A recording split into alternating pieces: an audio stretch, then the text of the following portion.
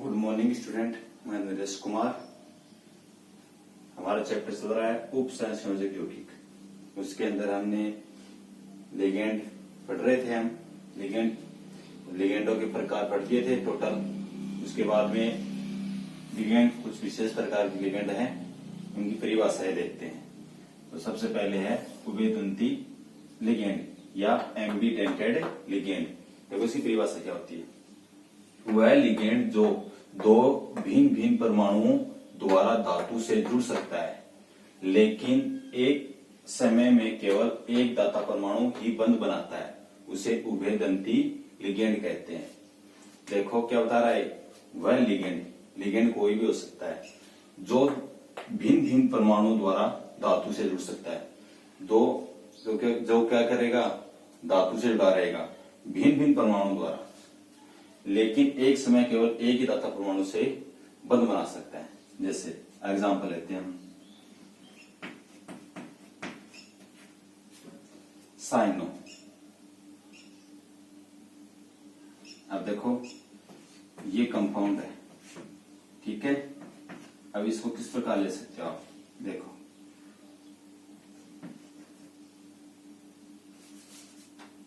ये एम क्या है, ये कोई धातु है, ठीक है, इसके साथ में जुड़ा हुआ है, ठीक है। अब यहां पर धातु के साथ में कौन जुड़ा हुआ है, कार्बन। कौन जुड़ा हुआ है, कार्बन। तो इससे इलेक्ट्रॉन ले रहा है, ठीक है। तो एक समय क्या हो रहा है, एक ही धातु परमाणु से बंध बनाता है। तो अब किससे बंध बना रहा है, धातु कार्बन से बंध बना रहा है। इसी प्रकार आप बोल सकते हो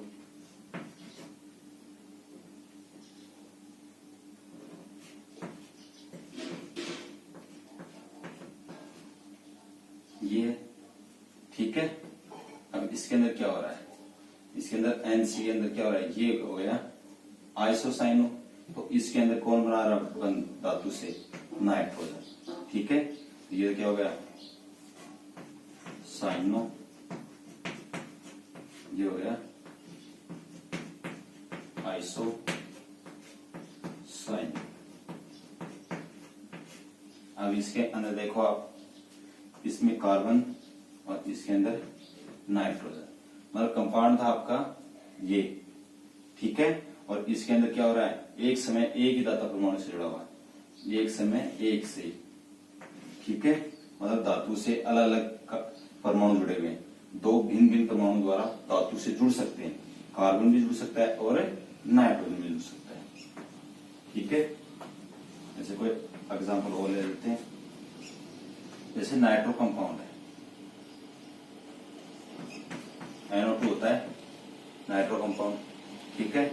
जैसे इसको NO2 क्या करते हैं, लिखते हैं। जैसे ये केंद्रीय धातु है, इसे जुड़ा हुआ है NO2, ये होगा, ठीक है। ये धातु है, ये नाइट्रोजन से जुड़ा हुआ है, ठीक है।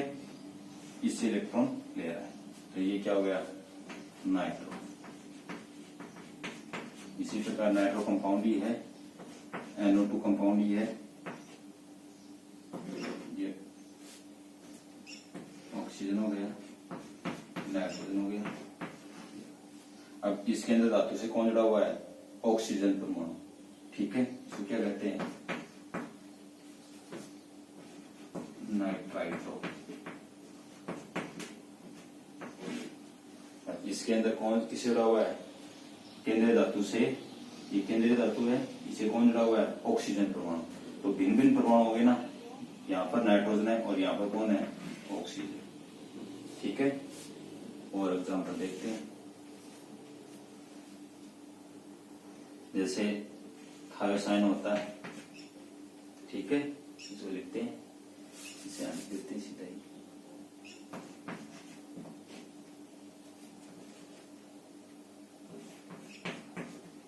ये। तो इसमें किससे जुड़ा हुआ है, इससे जुड़ा हुआ है, ठीक है। और इसी प्रकार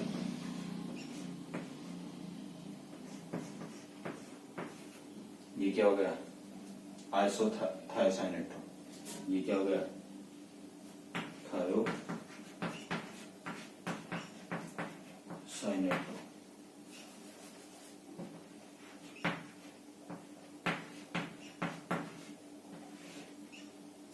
और ये क्या हो गया, आइसोथायोसाइनेटो।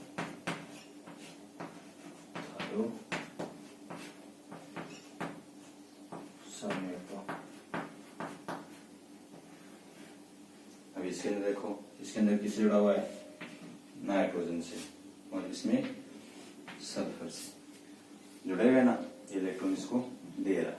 ठीक है, तो आपको क्या पता लगा, इसके अंदर दो मतलब कंपाउंड एक ही है और अलग अलग परमाणु से क्या हुआ है, बंध जुड़ा हुआ है, तो एक समय एक ही है।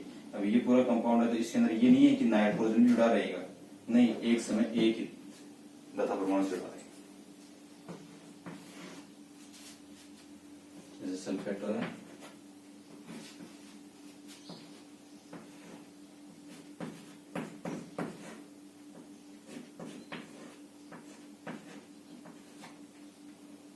ठीक है, यहाँ पर ऑक्सीजन जुड़ा हुआ है,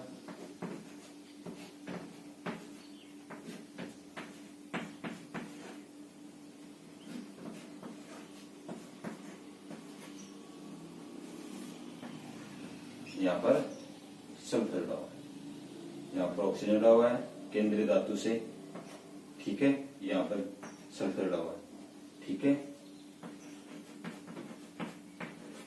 हाइड्रो सल्फेट, ठीक है, इसमें किससे जुड़ा हुआ है, ऑक्सीजन से, ये भी थायो सल्फेटो, किससे जुड़ा हुआ है, सल्फर। तो इसमें क्या पता लगा कि कोई भी लिगेंड हो, कोई भी लिगेंड हो, उसके अंदर दो भिन्न भिन्न परमाणु द्वारा धातु से जुड़ सकता है, दो भिन्न भिन्न, ये भी है और ये भी से जुड़ सकता है, लेकिन एक समय एक ही धातु परमाणु से बंध बनाता है, एक समय एक से ही बंध बनाएगा। वो क्या कहलाता है, आपका उभयदंती लिगेंड कहलाता है, या एम्बिडेंटेड लिगेंड कहलाता है। ठीक है, तो आपको इससे क्या पता चला कि एम्बिडेंटेड क्या होता है, कि जिसके अंदर केंद्रीय धातु परमाणु से क्या है, जुड़ने वाला कंपाउंड, जुड़ने वाला परमाणु एक समय एक ही बंध बनाता है, एक समय क्या है, एक ही बंध से जुड़ा रहता है। ठीक है, बंध नोट कर लो इसको।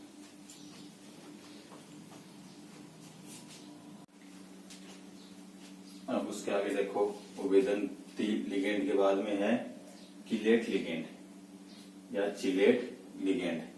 अब किलेट लिगेंड किसे कहते हैं, किसी संकुल में जब एक बहुदंतुक या बोल सकते हो द्विदंतुक लिगेंड अपने दो या दो से अधिक दाता परमाणुओं द्वारा एक ही धातु आयन से बंध बनाता है, उसे एक बनाता है तो एक वलय संरचना बनती है, उसे किलेट लिगेंड कहते हैं, या इस पूरी प्रक्रिया को क्या कहते हैं, किलेटीकरण कहते हैं। ठीक है, देखो क्या बता रहे हैं, किसी भी संकुल, कोई भी संकुल हो, कोई भी संकुल हो, जैसे हम कोई भी एग्जांपल ले लेते हैं, जैसे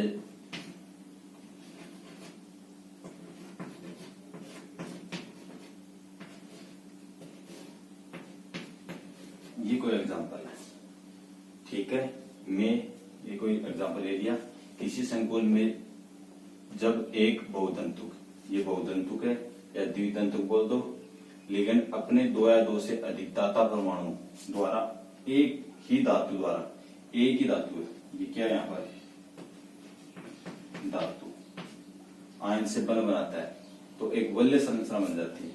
देखो ये तो हो गया धातु, एक ऊपर क्या है धातु, यहाँ पर EN, यहाँ पर लिगेंड। ठीक है, देखो EN को आप जानते हो क्या होता है, EN ethylene diamine, ethylene diamine होता है। ठीक है, कॉपर, ठीक है, एथिलीन डाइएमीन होता है, इसका फॉर्मूला इस प्रकार लिख सकते हो आप।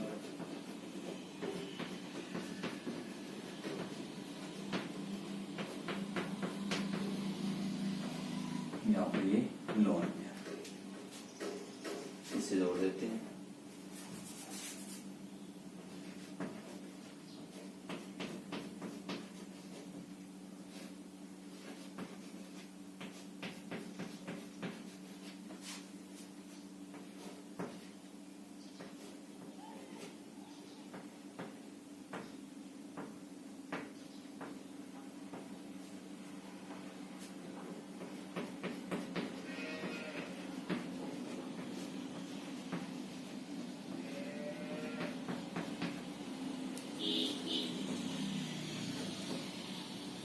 ठीक है, यस।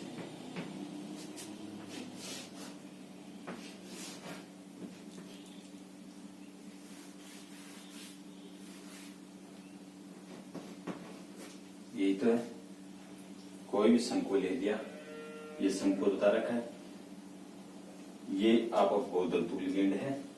बहुतंतु लिगेंड अपने दो या दो से अधिक दाता परमाणुओं के द्वारा एक ही धातु एक ही लिया आपने, कॉपर ही हमारे पास में धातु क्या है, एक ही है, धातु आयन से बंध बनाता है, तो एक वल्य एक ही क्या बन गई, एक वल्य संरचना बन गई। उसे क्या कहते हैं, कीलेट लिगेंड कहते हैं, या आप बोल सकते हो इस रिंग को पूरी क्या कहते हो, कीलेटीकरण भी कह सकते हो। ये कोई एक एग्जाम्पल था, कोई दूसरा एग्जाम्पल देख लेते हैं। Fe आयरन ले लेते हैं, उसके साथ में OX 3, क्या हो गया, ठीक है। ये आपको बताइए ऑक्सीलेटो है, ठीक है, ये ऑक्सीलेटो है, इसके मोल में कितने ले लिए, 3 मोल ले लिए, ठीक है, आयरन है। अब आपको बताइए कि ऑक्सीलेट का फॉर्मूला सभी को पता होना चाहिए, तो आपको बताइए इस प्रकार होता है, ठीक है, इस प्रकार होता है। अब इसको क्या करना है, इसके साथ में जोड़ना है, तो Fe एक यहाँ पर जोड़ देता हूं।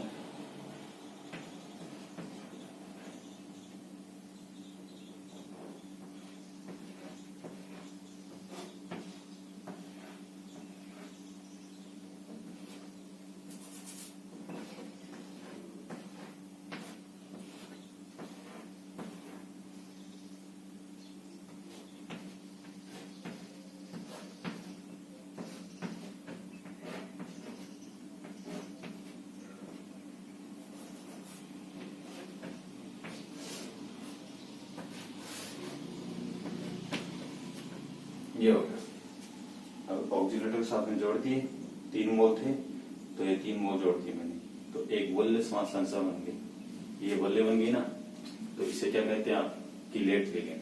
तो ये पूरा क्या हो गया आपका, कीलेट लिगेंड, ठीक है। ऐसे कोई भी एग्जाम्पल हो सकता है।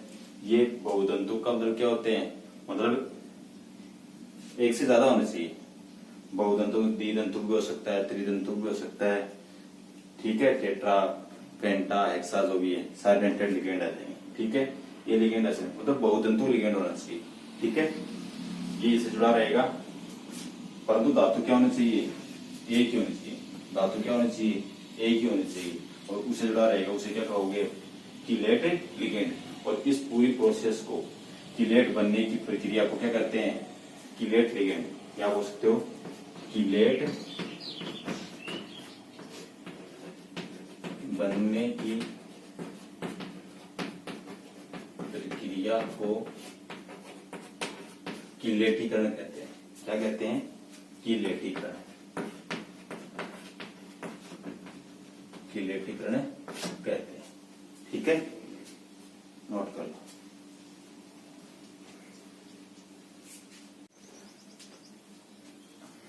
अब देखो उसके आगे उपसहसंयोजक संख्या, ठीक है। अब उपसहसंयोजक संख्या किसे कहते हैं, केंद्रीय धातु आयन से लिगेंडों द्वारा बनाए गए उपसहसंयोजक बंध की कुल संख्या उपसहसंयोजक संख्या कहलाती है।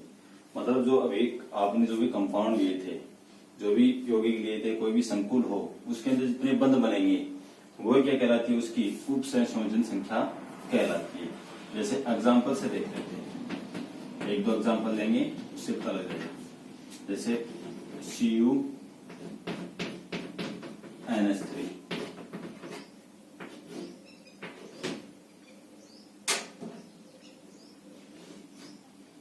ठीक है, ये कॉपर है, ये एमीन है, ठीक है, NH3। अब देखो इसके अंदर, अब इसके अंदर कितने कॉपर के साथ में कितने एमीन जुड़े हुए हैं? 4। तो इसकी उप संयोजन संख्या कितनी हो गई? 4।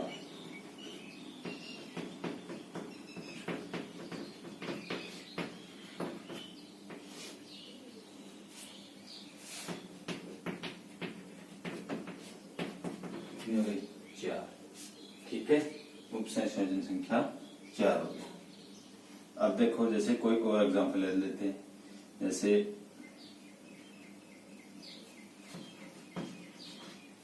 ये,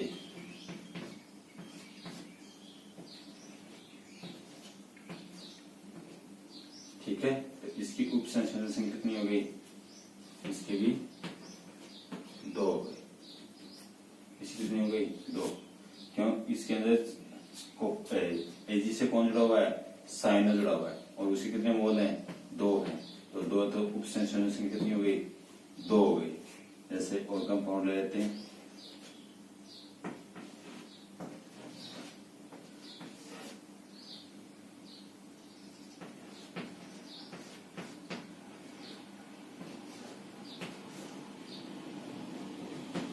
अब इसके अंदर देखोगे तो आपको कितने दिख रहे हैं कंपाउंड? तो इतने इसमें कितने जुड़े हुए हैं? कितने कंपाउंड जुड़े हुए हैं? 2 कंपाउंड जुड़े हुए हैं EN के। एथिलीन डाई एमिन कितने कंपाउंड जुड़े हुए हैं? 2। परंतु इसकी उप संयोजन संख्या कितनी आ रही है? 4। परंतु आपको कैसे पता चलेगा कि 4 है?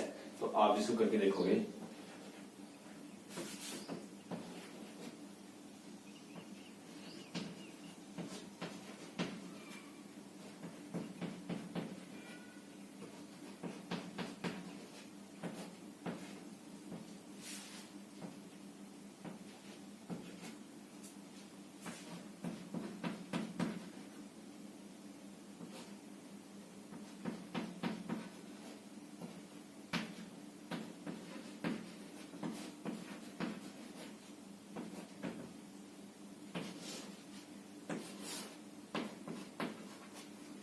देखो इसके अंदर तो कॉपर से कितने जुड़े हुए हैं? 1 2 3 4 जुड़े हुए हैं। तो इसकी उप संयोजन संख्या कितनी हो गई? 4। परंतु हमारे मोल कितने थे? 2। तो ये भी आपको ध्यान में रखना है, मोल जुड़े हुए हैं कि एक दंतुक है या द्विदंतुक है, त्रिदंतुक लिगेंड है, तो उसके अकॉर्डिंग क्या हो जाएंगे? उसकी उप संयोजन संख्या हो जाएगी, ठीक है। जैसे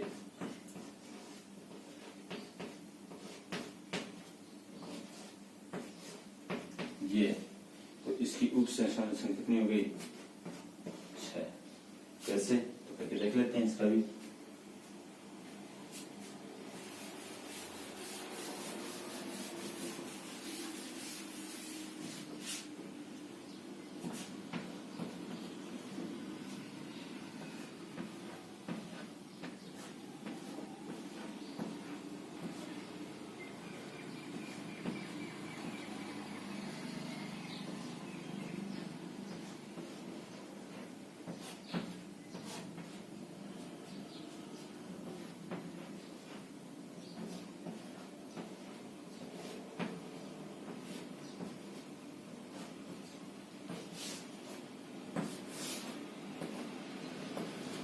अब देखो आयरन के साथ जुड़े हुए हैं Fe, एक बंदियरा, एक बंदियरा।